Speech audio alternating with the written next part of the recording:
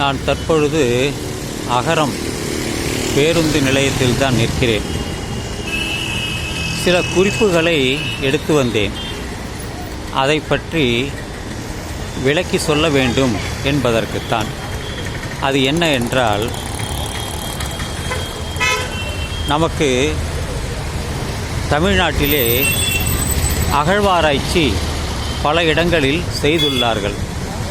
அந்த இடங்கள் கீழடி 1, 2வது ஆதிச்சநல்லூர், 3வது அரிக்கமேடு, 4வது கொடுமணல், 5வது காளையார் கோயில், 6வது மணலூர், 7வது பூம்புகார், 8வது மாங்குளம், 9 ஆனைமலை, 10 கோவலன் பொட்டல், 11 திருத்தங்கல், 12 தேரிருவேலி. இந்த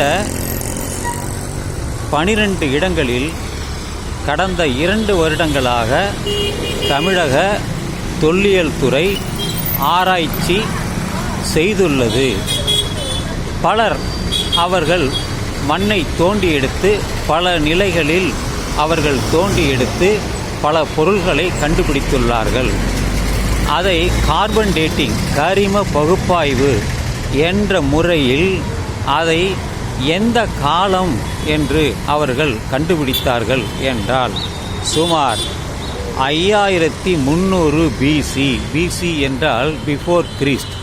இன்றைய தேதியிலிருந்து தற்பொழுது 2025, அதற்கு முன்பு 5300 வருடங்களுக்கு முன்பாக தமிழர்களுடைய நாகரிகம் இருந்துள்ளது.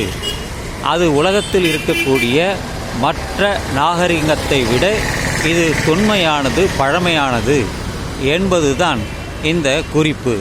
இது தமிழக அரசு வெளியிட்ட அறிக்கை.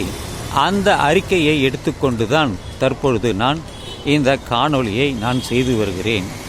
எனவே தமிழனாக யார் தமிழ் மொழியை பேசினாலும் தமிழர்கள் என்று நினைப்பவர்கள், அவர்களுக்கான ஒரு பெருமை நிச்சயமாக இருக்கிறது.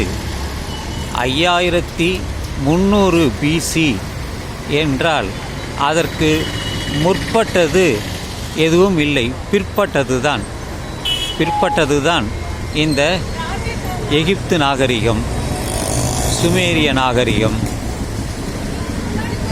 மங்கோலிய நாகரிகம் என்று பல நாகரிகங்கள் இருந்தாலும் இதில் மிக மிக தொன்மையான பழமையான நாகரிகம் நமது தமிழர் நாகரிகம், கீழடி நாகரிகம் என்று நாம் பெருமை கொள்வோம் என்று சொல்லி இந்த பதிவை நான் நிறைவு செய்கிறேன். இந்த பதிவு உங்களுக்கு பிடித்திருந்தால் உங்கள் நண்பர்களுக்கு நீங்கள் பகிரவும். தமிழனாக பிறந்து, தமிழனாக வளர்ந்து, தமிழாயை பேசி தமிழை நாம் வளர்க்க வேண்டும் என்றால் இது போன்ற பதிவுகளை மற்றவர்களுக்கும், மொழி தெரிந்தவர்களுக்கும் தெரியாதவர்களுக்கும் நம்முடைய அருமை பெருமைகளை அவரிடம் சொல்ல வேண்டும். அது நம்முடைய கடமை என்றே நான் நினைக்கிறேன். எனவே நண்பர்களே, உங்களுடைய கருத்துக்களை நான் தெரிந்து கொள்ள விரும்புகிறேன்.